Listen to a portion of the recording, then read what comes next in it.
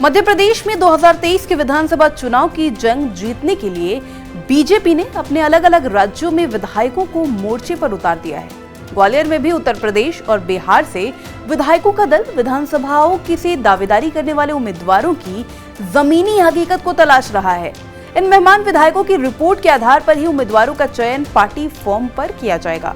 यही वजह है कि अलग अलग विधानसभाओं से दावेदारी करने वाले भाजपा उम्मीदवारों के लिए इस बार टिकट हासिल करने की जो डगर है वो आसान नजर नहीं आ रही है। नमस्कार, आप देख रहे हैं TV9 मध्य प्रदेश छत्तीसगढ़। मैं हूं आपके साथ अनुभा सिंह। मध्य प्रदेश में ग्वालियर जिला जो है वो बेहद खास है, क्योंकि यहाँ से केंद्र सरकार में 2 मंत्री, जिनमें केंद्रीय मंत्री ज्योतिरादित्य सिंधिया और केंद्रीय मंत्री नरेंद्र सिंह तोमर का खासा दबदबा है इस एरिया में। तो वहीं ग्वालियर से ही MP सरकार में 2 मंत्री, ऊर्जा मंत्री प्रद्युम्न सिंह तोमर और उद्यानिकी मंत्री भारत सिंह कुशवाहा भी मौजूद हैं।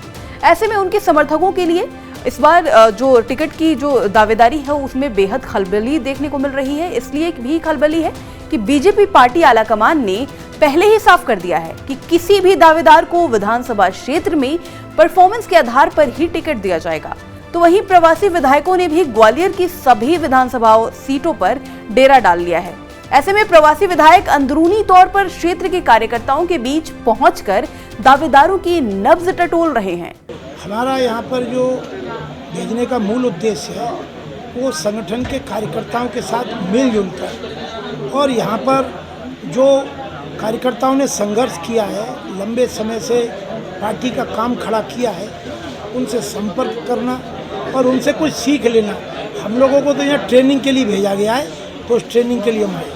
भारतीय जनता पार्टी के बाहरी विधायकों के आने पर कांग्रेस चुटकी ले रही है। कांग्रेस का कहना है कि मध्य प्रदेश का हाल बताने के लिए जब उत्तर प्रदेश के विधायक आएंगे और उत्तर प्रदेश के आधार पर जब मध्य प्रदेश में चुनाव होगा, तो आप समझ सकते हैं कि बीजेपी मुंगेरी लाल के हसीन सपने में जा रही है। कांग्रेस ने बीजेपी को अलग अलग गुटों में बटा हुआ बताते हुए कहा कि बीजेपी की बात अब जनता नहीं सुन रही है, इसलिए बाहर से विधायकों को लाकर अपनी बात बताने का प्रयास किया जा रहा है, कोशिश की जा रही है। बीजेपी पर सवाल उठाते हुए कांग्रेस ने कहा कि जब अमित शाह जैसे भाजपा के बड़े लीडर मैदान में उतर आए हैं, तो आप समझ सकते हैं कि बीजेपी कितने बड़े संकट में है। ऐसे में प्रवासी विधायकों का कोई असर नहीं होने वाला है। तो वहीं भाजपा के कार्यकर्ताओं में नाराजगी भी है। ऐसे में आगामी चुनाव में बीजेपी सभी उम्मीदवार हार कर घर बैठ जाएंगे। मतलब कांग्रेस का कहना है कि आने वाले विधानसभा चुनाव में बीजेपी के सभी उम्मीदवार हार कर घर पर बैठने वाले हैं। देखिए, मुझे तो लगता है कि बड़ी हास्यास्पद सी ऐसी स्थिति है। मध्य प्रदेश का हाल बताने यदि उत्तर प्रदेश के लोग आएंगे और उत्तर प्रदेश के आधार पर यदि मध्य प्रदेश में चुनाव होगा, तो आप समझ सकते हैं कि किस मुंगेरी लाल के हसीन सपनों में भारतीय जनता पार्टी जी रही है।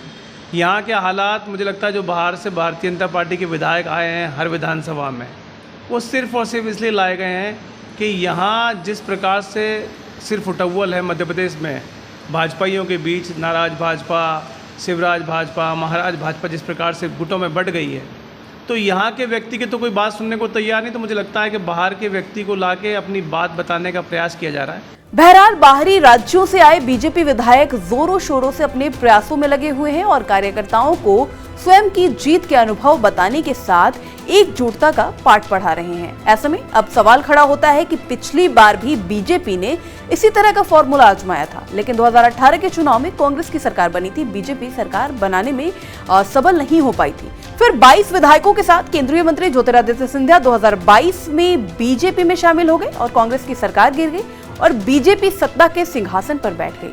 अब देखना होगा कि आगामी विधानसभा चुनाव में इन प्रवासी विधायकों का पाठ बीजेपी के लिए कितना कारगर साबित होता है। मध्य प्रदेश और छत्तीसगढ़ की तमाम बड़ी खबरों के लिए देखते रहिए TV9 मध्य प्रदेश छत्तीसगढ़। साथ ही वीडियो कैसा लगा कमेंट बॉक्स में जरूर बताएं और साथ ही हमें ये भी बताएं कि आपको क्या लगता है कौन इस बार सत्ता में आने वाली है। होने वाले विधानसभा चुनाव में कांग्रेस सत्ता के सिंहासन पर बैठेगी या फिर बीजेपी फिर से प्रदेश में कमल खिलाएगी। इसके लिए कमेंट बॉक्स में कमेंट जरूर करें। नमस्कार।